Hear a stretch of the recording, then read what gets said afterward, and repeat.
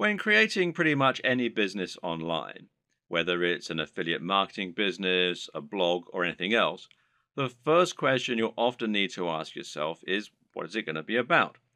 Or to use the correct internet business parlance, what is your niche or niche as some people pronounce it? A niche is a subject that will appeal to a specific audience. An example of a niche would be sewing.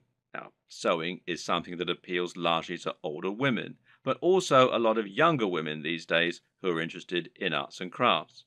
And of course, some men like sewing too. Let's not stereotype here.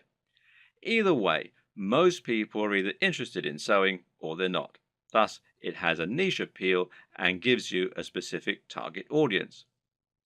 You can go even more niche if you like, though, and choose crocheting or bird sewing patterns. But the more niche you go, the more narrow your audience. Another example of a niche is fitness. Now, fitness is a much larger niche because it will appeal to a huge proportion of the population. Nearly everyone will want to get fitter at some point in their lives. It's still a very specific subject matter that will talk to a very specific type of person, but it's a much broader niche. When it comes to internet business, the key often boils down to finding the right niche, and this will often mean finding a niche that has a broad appeal while not being overly competitive. The problem with the health and fitness niche is that you're going to be going up against a huge number of other channels. Some big names in this space include the Hodge twins, Athlean X, bodybuilding.com, Rob Riches, and Elliot Hulse, to name but a few. Many of these channels have been around for years now and have millions of subscribers and huge amounts of money to spend on marketing. That means if you want to go up against them with a video on how to get abs, you might well struggle to get your video to a position where it will actually be seen and clicked on. But on the other hand, a YouTube channel about crocheting cat patterns probably won't get looked for very often and will quickly reach its peak, leaving you with nowhere else to go, and of course a big cap on how much you can possibly earn. So you need to choose the right topic and to find that sweet spot. So how do you find your niche? A good option is to start with the bigger niches and then to focus down and find yourself a smaller sub-niche within the niche.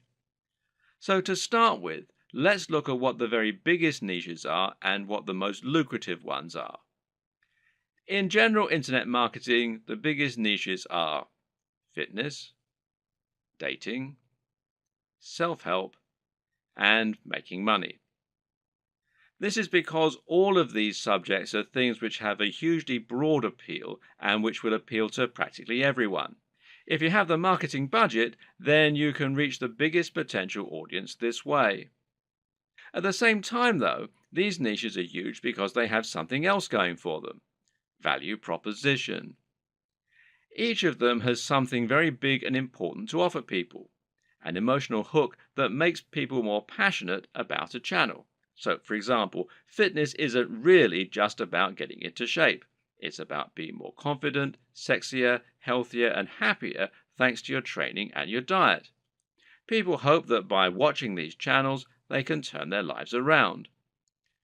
The same goes for money and dating. These offer complete lifestyle changes. They let people find love or get more sex. They allow them to travel around the world and to wear nice watches. They have a real emotional hook, and this means the products sold in advertising can charge a lot more. People are much more willing to pay for a book that will make them $1 billion than they are to pay for a book that can teach them how to sew. But YouTube is a weird place, and when you look around YouTube, you'll find that these regular rules only partly hold true.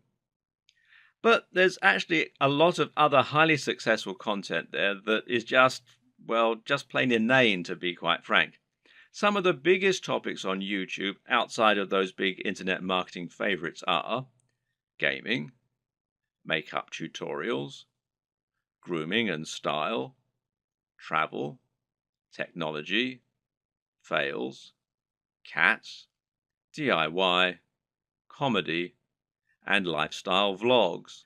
That's a much more bizarre selection of niches, and if you look around, you'll find thriving subcultures celebrating all kinds of other unusual things. There are some very popular YouTube channels, for example, that show people how to transform new Transformer toys. The thing to understand about YouTube is that it's much more visual than a blog or a social media channel. And this means any subject matter that is more visual in nature and more dynamic is almost sure to be a success. Cat videos provide immediate laughs, while makeup tutorials show women how to look their most beautiful and have the proof that it works right there on the screen. And people enjoy watching inane things like vlogs about the everyday lives of YouTube stars because, well, believe it or not, it almost feels like company. People enjoy watching the YouTube channels of people who are like the coolest friend that they'd love to hang out with. YouTube is such a direct, personal format that it's a great way to create almost a relationship with your audience and to thereby make a big impact on them. This works even better if you can sell the kind of lifestyle they find desirable and thereby allow them to live vicariously. A lot of people watch the lifestyle vlogs of rich, attractive people because they want to live those kinds of lifestyles themselves, and of course, a lot of it is fabricated. Meanwhile, watching someone else play a video game and providing a commentary can be a way to recreate the feeling of hanging out with your mates while playing GoldenEye on the N64 in your youth. And at the same time, you're getting news and footage of new games that you might be interested in. So, how do you bring all these disparate elements together into something that will really work for you? Well, that's a question only you can answer. But a good way to start is to take a broad niche that has a wide appeal and then focus down. For example, you can go with fitness, but find your own way into the industry by making your channel all about fitness for the over 50s. This is a brilliant way to offer something a bit different and a bit unique, and thereby stand out from the crowd while still having that value proposition and universal appeal.